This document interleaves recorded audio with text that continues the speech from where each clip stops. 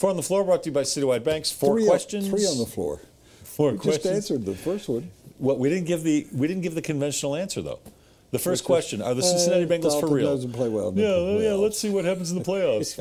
Okay. Second question. Let's see what happens when Cincinnati comes to Denver. Then I'll answer that question. Or against Seattle. Could the Broncos beat Cincinnati right now? Oh yeah. What do you mean? Oh yeah. Oh yeah. They're 4-0. I know. What? They're playing great. They got a great running game. He's playing great. Their defense is playing good. How can you say that? The Broncos are basically a one-dimensional team right now. I'll tell you how. The Broncos did a pretty good job stuffing Adrian Peterson yesterday, and they've been doing a good job stuffing the run all year. You just told me it's a good team. It's not a great team. And one of the better passing combinations in the league right now is Andy Dalton and A.J. Green. Broncos have a few pretty good defensive backs. No, they would stop A.J. Green. All right, question number 2. What's wrong with Colin Kaepernick, and should the 49ers bench him?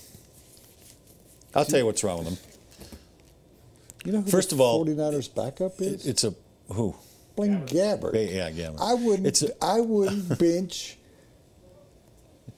Kaepernick for nothing. Worst quarterback of all time. Tim Tebow. You wouldn't bench Tim Tebow to get to Blaine Gabbert. You might be right. He wasn't the worst quarterback. You could be of all right time. on that. There were worse quarterbacks than that. Maybe a couple. Zach Dyson. Kaepernick's mechanics are all, I've been watching him, all screwed up. He's thrown off his back foot. He's thrown off balance. He's thrown across his body. He's thrown into traffic. He's a mess. And the coaches there aren't helping him. They should have hired Mike Shanahan. He would have straightened him out. I think the problem is that in quarterback meetings with the wide receivers are not studying their playbook enough. They're reading his arm. He also misses Jim Harbaugh, who, of course, is a former NFL quarterback. He misses everybody. Kept him in check. He misses anybody he throws to. He misses all of the wide receivers. What do you mean? Should Tampa panic? I will be. If you're going to get. What are you reading? His arm. Oh. Look at that arm. If you're going to get writing on your arm. My gift is. Jess, don't you get writing where people can read it? I mean, how are you going to read? You have to go completely around his arm.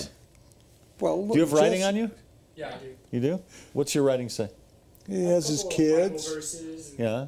Yeah. Grandparents' tombstones, stuff like that. Okay. He's got his kids' names on there, don't you? Yeah. He's got, but you can read them. You don't have to go around the arm. You know. So, should Tampa Bay be panicking over Jameis Winston's play? I didn't pay a moment of attention to Winston yesterday. Can't answer that. I can.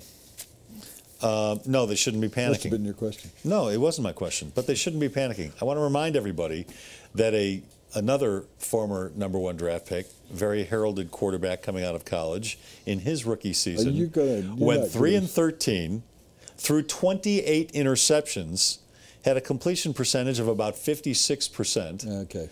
That was Peyton Manning. Peyton Manning. So you can't panic over Jameis Winston yet, although I'm not a fan. He's on a bad team, and he's a rookie quarterback. Mariota. And that, I think, answers the question. Mariota's playing well. Number 4. Your buddy at ESPN, Stephen A. Smith, threatened Kevin Durant over the air. He stared into the camera, and he said, "You don't want to mess with me." I guess Stephen A. Smith was make an enemy of me. Why? Was he being critical of Kevin Durant?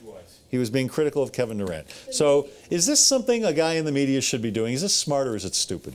Oh, I do it every once in a while. I stare at the camera and say, I'm speaking to you. And Stephen A. and I said, am I his friend? I don't think I'm probably his friend. He's too big for me. But I enjoyed being around him.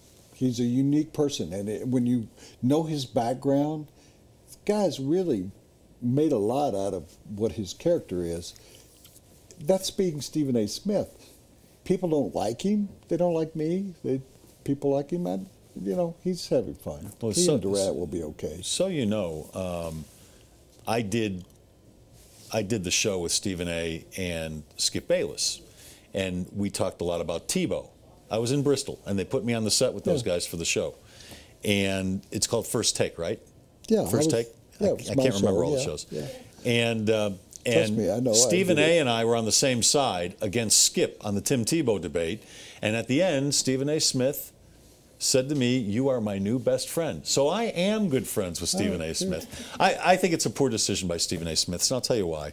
This is old school, I know, but basically what he's doing is he's inserting himself into the story. Oh, well, that's what we do. Well, you insert on that show, that's in what you story. do? You insert yourself into the story? We insert ourselves in the story about the, well, it's a hard cookie. I don't know what that. We insert ourselves into stories about the Rockies. Yeah. I just don't. I don't think it's terribly professional. I wouldn't do it. I wouldn't do it. Well, he makes a lot more money than you, and he's got a better job. So doesn't must mean he's be working for doesn't him. mean he's better than me. That segment was brought to you by Citywide Banks, a family-owned, Colorado-focused business bank with 12 locations across Denver and Boulder. I see them all the time. Over 20. See them. I go into them.